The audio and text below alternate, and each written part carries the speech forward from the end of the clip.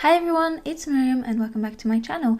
So before we go on, I quickly wanted to remind you that there is a sale going on in my shop. You can get 25% off absolutely everything in my store if you use the code LAST18, and patrons get 30% off, and all items marked as last chance are going to be retired permanently once the sale is over. So now is your last chance to obtain any copies and prints of any of those designs. So now let's jump into this week's video. This one is going to be slightly more relaxed because last week's video kind of took everything out of me. It was a very long few days where I was trying to get it put together, so this week I need something a little bit more chilled. And thank you so much, by the way, for the wonderful response to my Inktober 101 video. I'm really glad that you guys enjoyed it, that you thought it was helpful, that you thought it was interesting. So thank you so much for being so kind and so appreciative, and I'm so glad I can help you in this way. Thank you also to all of you out there who've already ordered something through the sale. I've had more orders than I was expecting, and it's such a tremendous help. This sale is partly to help me get over the hurdle of the move and how much money it kind of siphoned out of me, and it's just restoring a little bit of my peace of mind and just making things a lot easier on me. So thank you so much. And also I'm just always blown away that people want my work on their walls, so so thank you from the bottom of my heart for supporting me in this way. And also thank you to those of you who decided to support me on Patreon.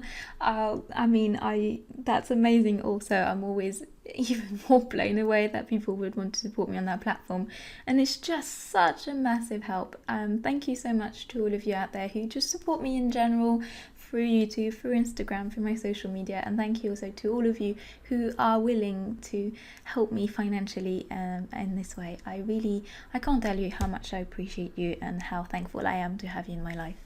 So this painting that you're seeing in the video right now was done in the same sketchbook I used to do my Cherish painting, which was a couple of videos back, with the blue hands holding the red face melting away.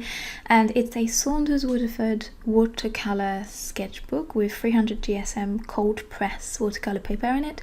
It's beautiful. It's one of the sketchbooks that I feel weird calling it a sketchbook almost, because I kind of want to create finished paintings in it. I don't really want to use it as a sketchbook because it's just beautiful. Plus it was given to me by a really good friend, and it just feels extra special in that manner. So I'm going to be using it to create smaller concepts, smaller paintings, which is in itself something I want to practice more, because I've noticed that lately, for me to feel like my painting can be called a proper painting, can be considered a proper finished piece that I would want to put in my portfolio, I have to feel like I put a lot of research into it, a lot of effort, days and days of effort, and for some reason that's fine. I'm happy to do. I love doing bigger pieces that take me a while to put together and that take a lot of sketching and a lot of studies and things like that. But I think I also need, in order to feel more relaxed every so often, in order to kind of loosen up and feel less contrived, I do need to go back to creating smaller works that will feel like they have as much validity in my own mind as my bigger paintings will.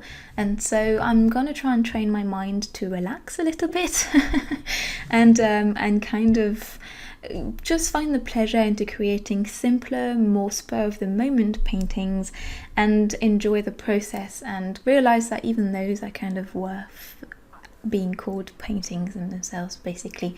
I don't know if I'm making sense, but I just want to do more smaller paintings that just feel as finished as my bigger ones, basically. And I'm going to use this sketchbook to hopefully do a few of those, so you'll probably see the sketchbook appearing quite a lot in my future videos. And in this particular small painting, I did a few small experimentations. I don't know if experimentation is necessarily the right word, but I tried a few different things. You may have seen in the beginning that I was using this really long, fine pointed sword brush for my watercolour layers. And I think it's a Royal and Langnickel brush. I'm not entirely sure. I'm not very good at keeping track of the brands of brushes that I use. Maybe I should, since I I get questions a lot. Most of the brushes I have are quite old, so all the markings have rubbed off, so I'm kind of incapable of telling you what they are anymore.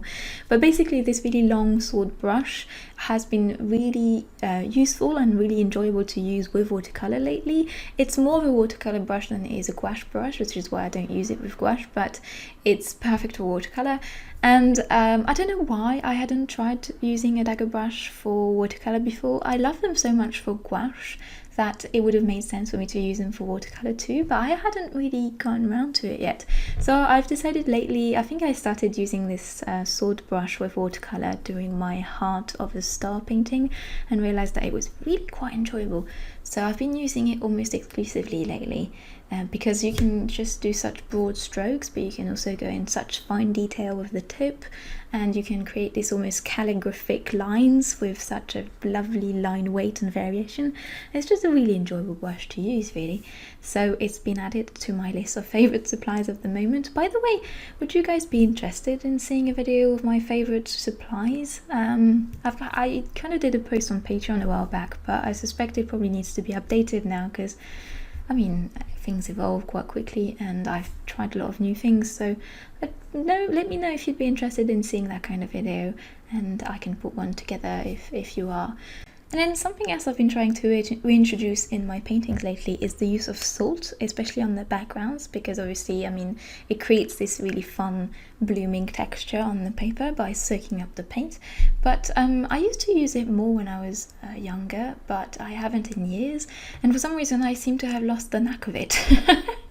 I've been experimenting with applying it to my watercolour at various stages of the drying process, but it just doesn't seem to do the effect I was hoping it would. So I'm just going to keep exploring that and just attempt other things and just see how it works out, because I think it's just such an interesting texture, and if it's used right, it can be really cool in the painting, and I'd quite like to use it in fun effects in the future, so I'll probably keep experimenting with that technique a little bit more.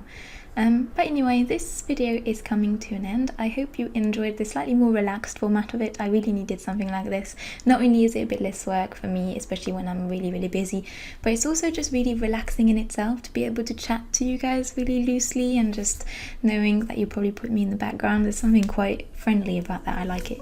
So I hope you guys enjoyed this video. I hope you guys enjoyed the painting, and I hope you're having a wonderful day. Take really good care of yourselves, and I'll see you next week for our first Inktober video of the year. I love you all so much. Have a wonderful day. Bye everyone.